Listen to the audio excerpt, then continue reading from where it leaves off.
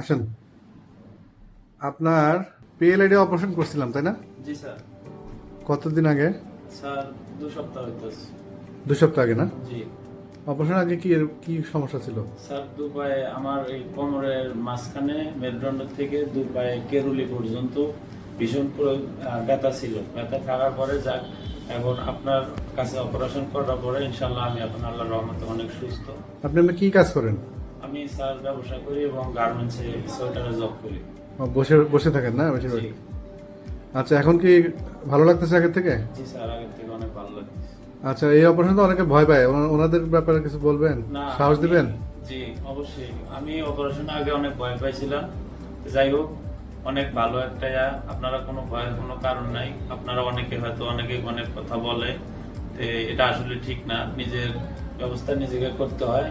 মাফ করার মালিক আল্লাহ। যদি কোনো ভয় নাই, আপনারা অপারেশন এটা করতে পারেন, সমস্যা নেই।